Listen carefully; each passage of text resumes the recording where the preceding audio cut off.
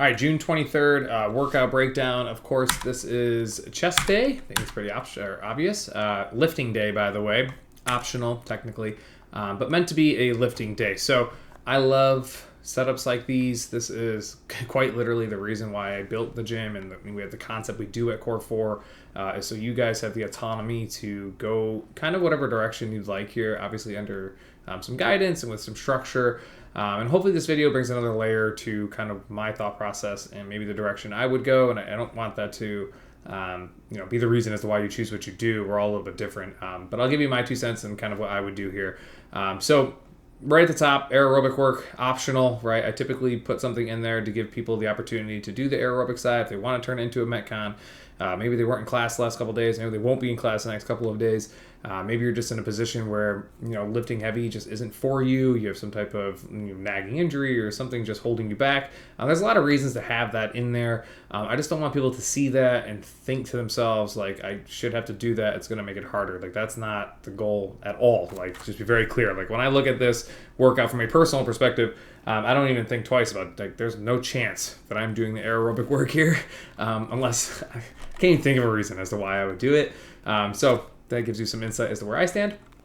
Now, secondly, I obviously prioritize lifting heavy and moving weight and building lean muscle. In order to do that, you got to put yourself in scenarios and positions to do hypertrophy and strength train with some level of precision and structure, which is exactly what this workout does. So, you can see all the lifts. The left-hand side are pretty, the foundational lifts, the chest press, the decline press, the incline press. Number one on all of those is what you guys are used to seeing, 3 to 5 sets, 8 to 12 reps at the appropriate percentages with the appropriate time of recovery based off of, whatever you on an independent level are trying to achieve, whether you're bridging weights, whether you're trying to increase your weight, whether you're going to 60%. Like, it just depends on who you are. But this gives you the opportunity to do that.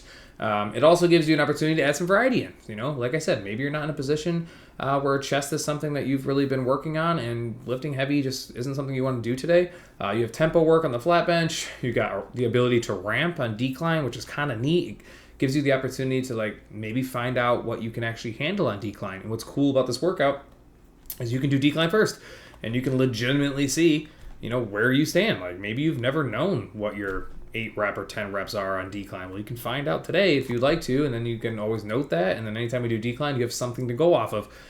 Incline press, sort of the same concept, but not really. Like, you're going to pause at the bottom for a 2 count, but still, we do incline press with a pause enough that if you're somebody that's not entirely sure what your ceiling is on an incline with a pause, today could be one of the days where you do that first or second, and you get a really good idea as to what you can actually handle for multiple sets, at the appropriate weights, right? Depending on, whoever you are, because max can obviously be anything depending on who you are. But either way, you can do this workout in any order you want, if you didn't catch that, and when I kind of mentioned that earlier. But chest press, decline, incline, you don't have to do those. You could choose not to do any of those. You guys could do pullovers, a push-up variation, and a superset of the chest, and pair it with the aerobic work, and you got yourself a full Metcon, leaving out all of the main lifts, right? Again, I wouldn't necessarily do that, nor do I think it's super smart, but you could totally do it, and that's the autonomy that I did want to give people, like I said, when we opened the gym. So in terms of what I would do, I would probably 8 out of 10 times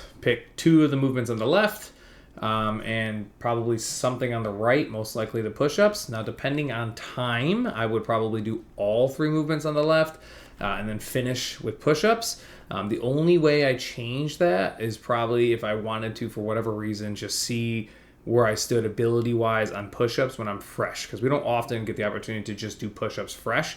They almost always follow suit after the big lifts, or there's been some kind of Metcon or AMRAP setting, where, again, it's just nice to know sometimes where you stand with something when you're not fatigued or pre-exhausted.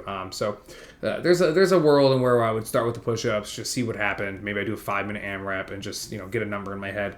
See where it is from prior 5-minute AMRAPs, etc. And then I would probably go into the 3 big lifts. But I don't know that there's a world where I'm not doing the 3 lifts on the left-hand side and moving as much weight and gross tonnage as possible, and then finishing with the push-ups. And again, that's my approach. I totally focus on hypertrophy and muscle building and maintaining, and any chance I get the opportunity to do so, I'm going to do it. Again, that does not mean tons of other options are not acceptable, because they are. I wouldn't put them on the monitor if I didn't think they're acceptable in some realm.